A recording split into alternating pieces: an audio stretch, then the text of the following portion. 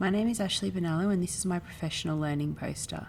During my time on placement at Kings Park Primary School, I worked in a Composite Prep 1 class, and that is where I'll be drawing my experiences from. Firstly, I would like to share my teaching philosophy with you.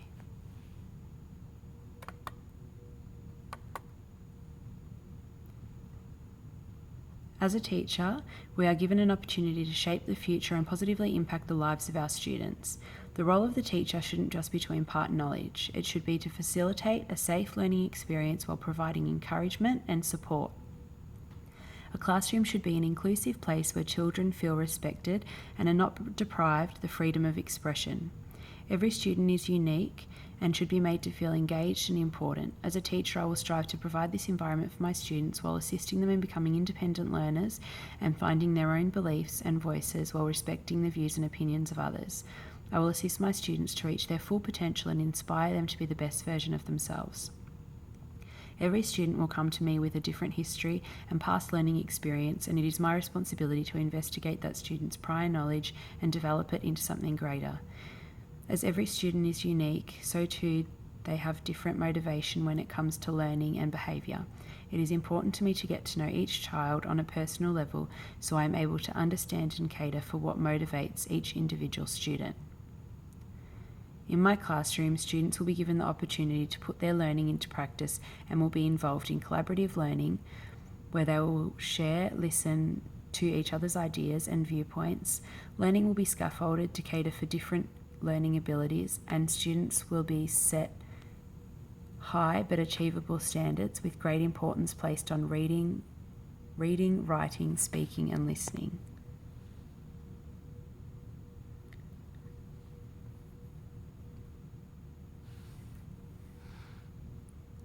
So a quote that I found quite appropriate while undertaking some research was one from the Sealy Flint text, Literacy in Australia. Literacy is collaborative and connected to the life experiences of the students. So as every student has different life experiences, so too do they have different literacy experiences. The first experience that I have drawn from to share with you is share time. So every day in my classroom, a student is chosen to be the next day's sharer. The sharer stands up in front of the class and makes a presentation. The sharer can present whatever they like to the class. They can bring a toy or a photo from home to share with the class, or they can tell us what they did on the weekend or everything they know about cows. It doesn't matter what the sharer shares with us as long as they're working on their speaking skills while addressing the class. There is a chart at the front of the room next to where the sharer stands that has every student's name on it and what they currently need to work on while speaking, whether it be a louder voice, more information, or longer sentences. Everyone has something to work on while they present. As well as having the sharer speak every morning, I would choose a student after most activities to share their work with the class. I felt that this was important as speaking in full sentences and getting information across was something a lot of the students struggled with but also enjoyed. The students loved sharing and all tried really hard to do a good job of their work, so they would be chosen to share with the class. Each time a student shared, they were allowed to select one person to ask them a question and one person to make a comment about their presentation.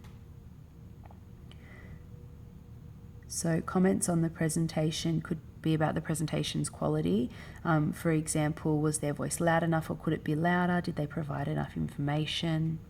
And this links into the Victorian curriculum at a foundation level to deliver short oral presentations to peers using appropriate voice levels, articulation, body language, gestures and eye contact. And at level 1, make short presentations speaking clearly and using appropriate voice and pace and using some introduced text structures and language.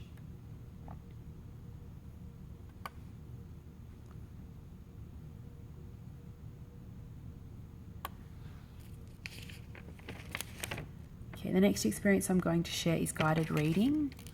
So all students are continually being assessed on their reading ability and placed into groups with other students that are at a similar level to them. It is important that students are placed at the correct level so they are still able to read the text with a high level of accuracy, fluency and comprehension while still being challenged. Every morning while on placement, I was given the opportunity to sit with a reading group and listen to them read. Each group would have a different goal that they were working towards with their reading, and I would focus on this goal while working with them. Some students were working on decoding words, while others were working on using punctuation or comprehension. After each group had finished reading, I would ask them their favourite part of the book and why.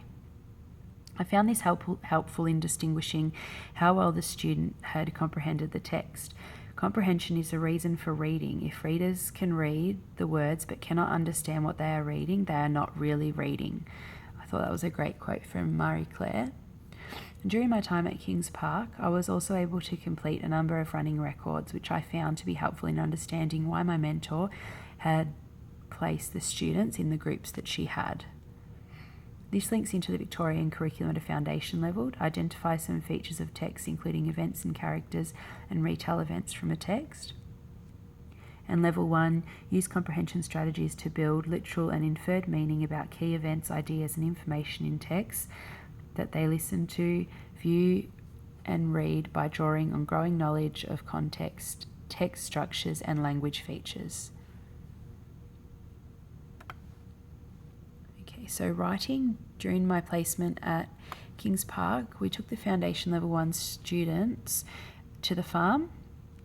This was an invaluable experience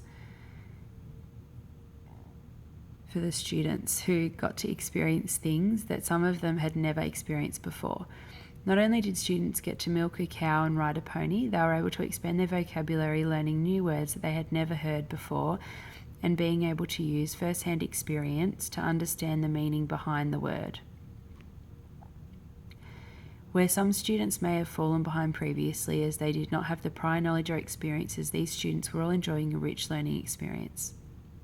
The next day in class, students were able to complete a recount of their farm experience. The students loved this activity as they still felt the excitement from the day before, and all felt they had something valuable to contribute.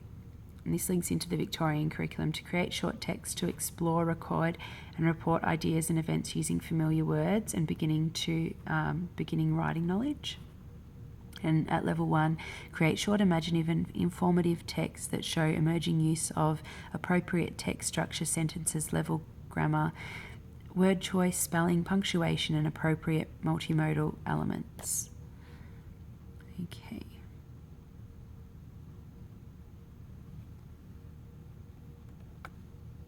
I'm going to share a case study with you of one of the little girls in my class. So there's a little girl whose name I'll change to Ella in my class who struggles with her English. Ella is in grade 1 and she still struggles with reading, writing and even speaking English at a foundation level. After some investigation, I found out that Ella has older siblings at the school that were taught by the same teacher that now teaches Ella. This teacher informed me that Ella, just like her older siblings, finds English so difficult because it is her second language. Ella's family do not speak in English at home at all, so beginning school was a very confronting task for her, as she could not understand much of what was going on. After spending a lot of time with Ella, I found that although English was not Ella's first language, she was very determined to learn.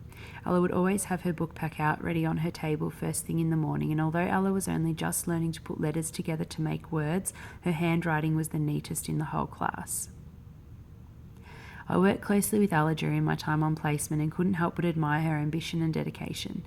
One activity I played with Ella to help her develop her English vocabulary was bingo. Ella loved this game as it was a fun interactive way for her to learn new words, as she was able to match the word with the corresponding picture. Another activity I helped Ella with was cut and paste phonemes worksheet, where she would have a picture of a cat and the letters C-A-T, and together we would sound out the letters to make the word. Ella also practiced her speaking skills by standing up in front of the class and sharing her beautiful work that she was very proud of with everybody. Although Ella has a long way to go with developing her literacy skills, in such a short period of time she has shown great progress, and I loved working with her.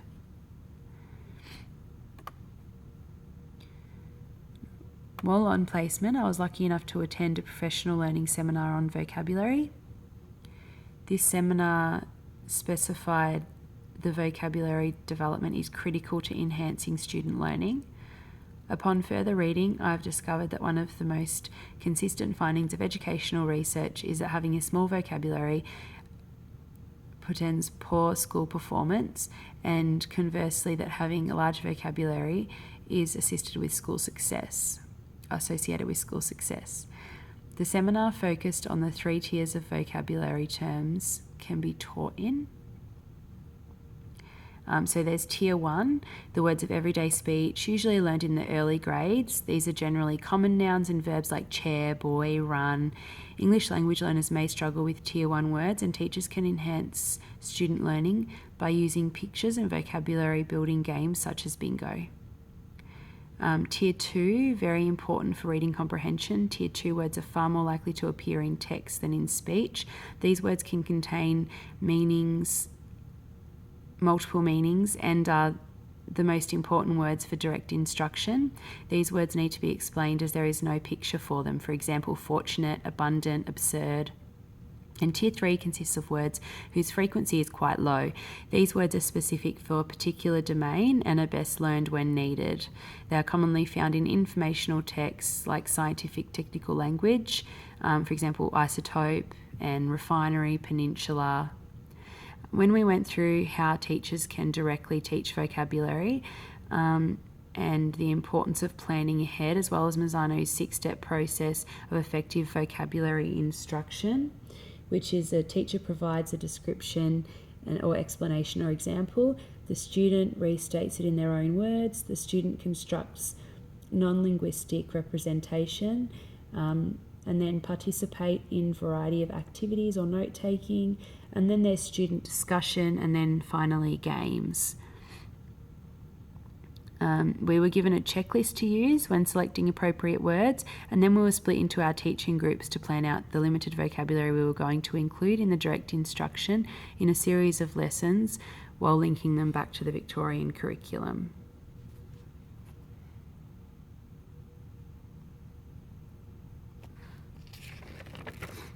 I believe the experiences I have had while on placement have helped me to become a more effective teacher of literacy. Thank you for listening.